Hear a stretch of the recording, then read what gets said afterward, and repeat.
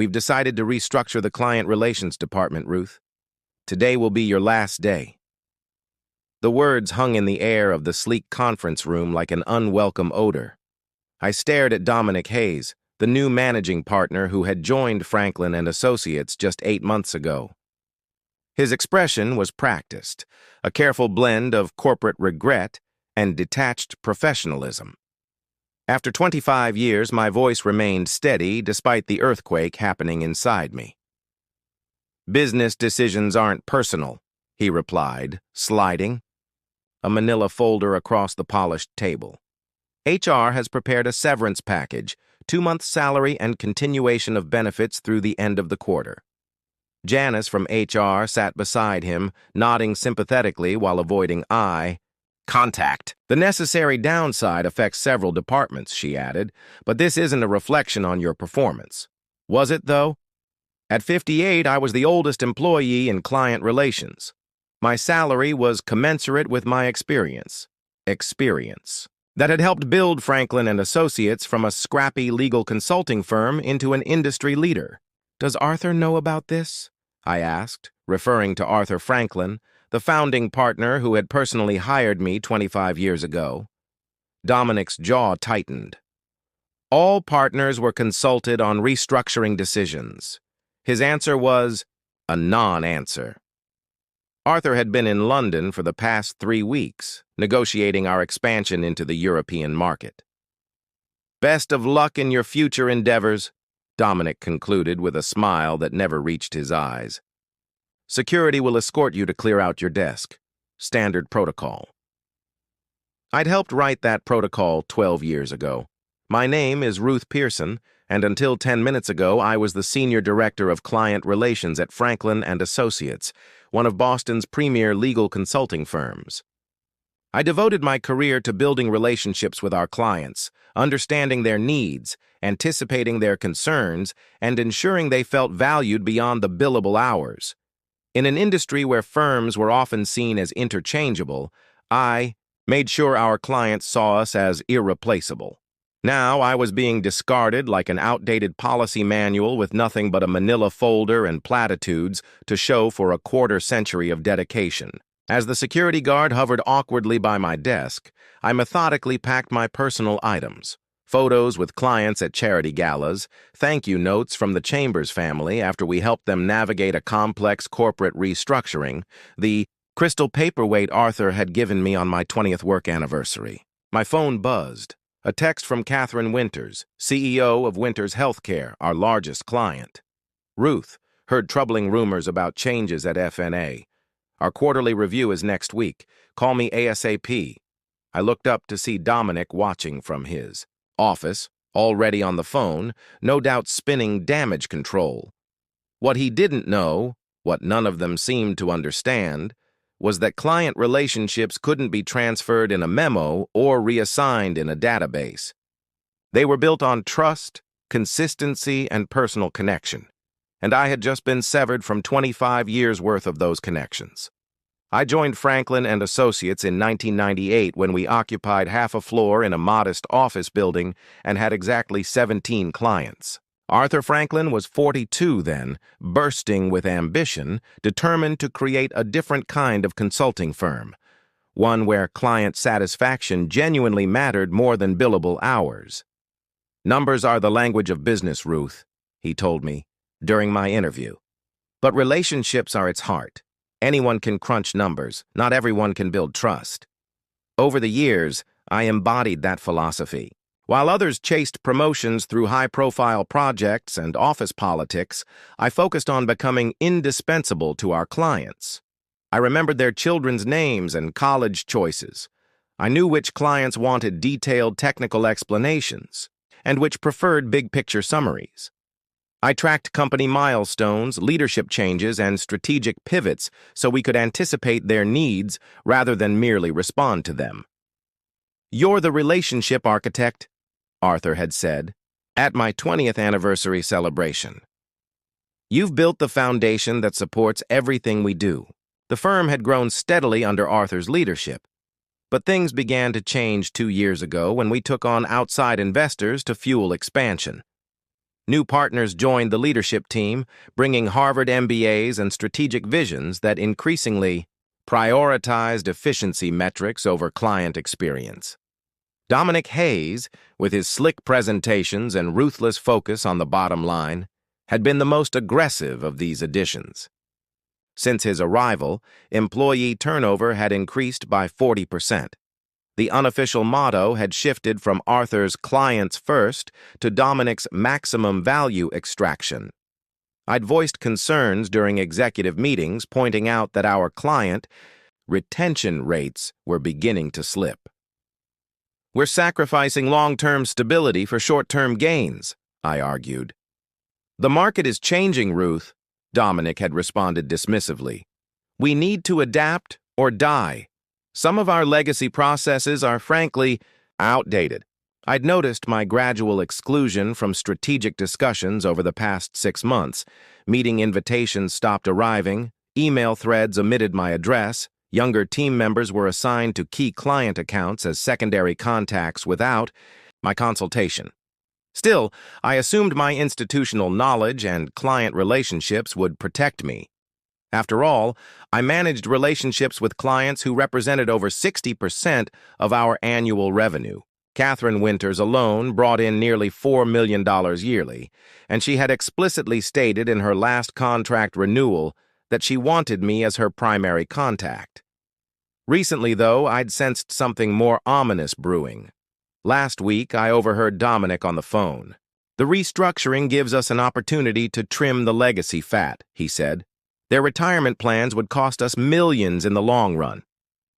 I should have seen it coming, but after 25 years, I made the mistake of thinking loyalty still counted for something. The humiliation of being escorted from the building like a security threat still burned.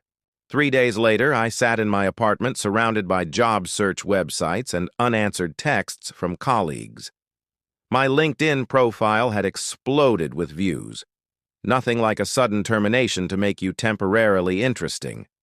My landline rang, a rare occurrence these days. I almost let it go to voicemail until I recognized the number.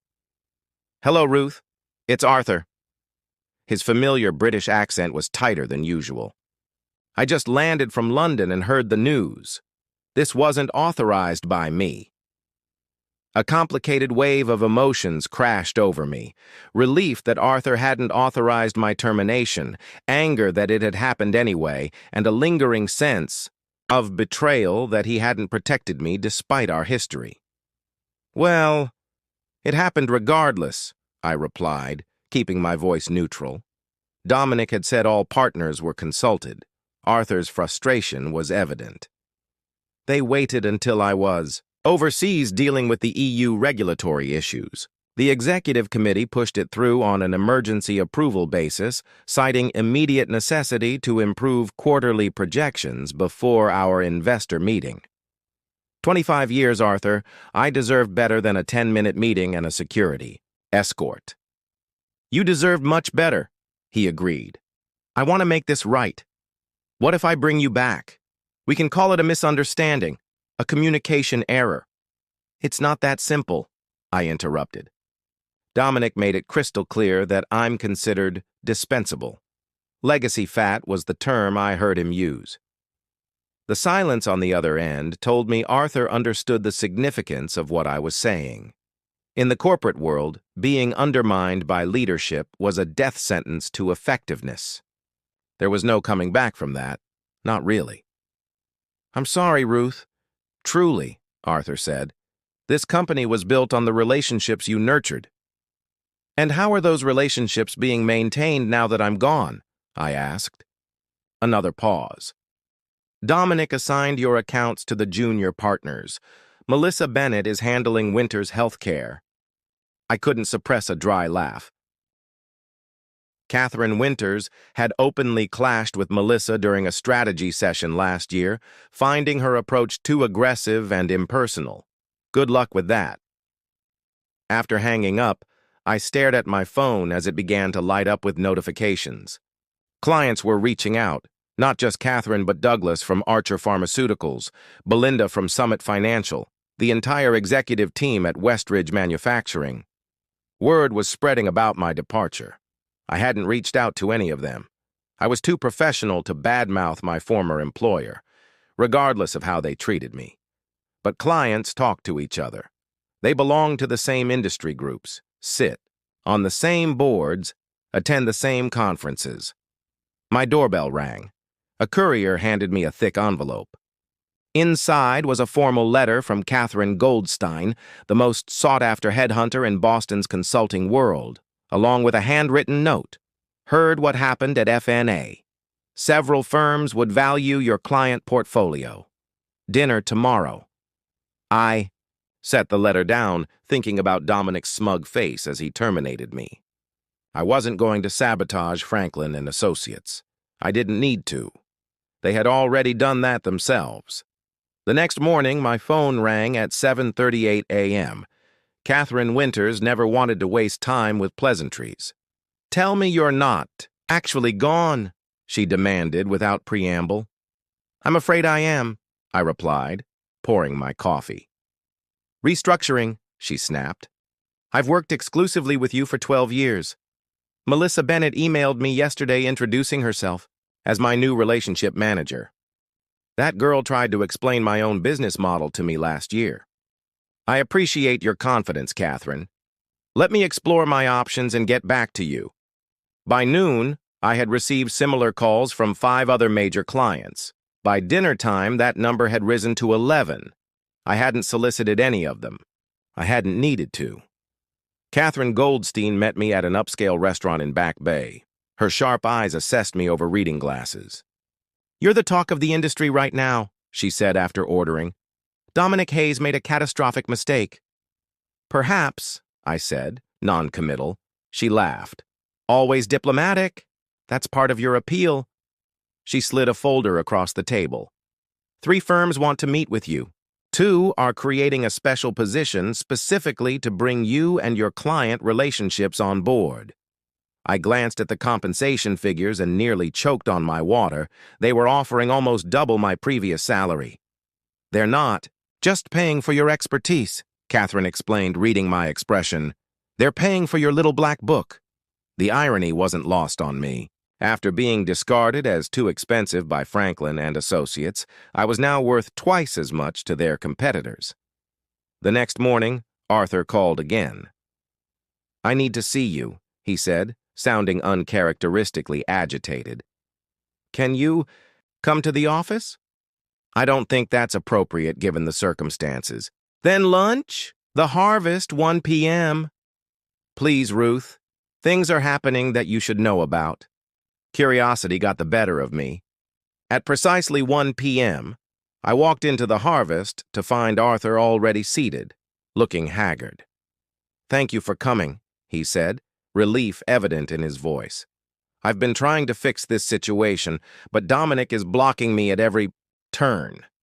He's convinced the board that your termination was necessary for modernizing our approach." "And the clients?" I asked. "How are they responding to this modernization?" Arthur winced. "Not well. Catherine Winters has demanded a meeting with the entire executive team. Douglas from Archer is reviewing their options. 3 smaller clients have already given notice." I sipped my water, saying nothing. "Here's what I'm proposing," Arthur continued, leaning forward.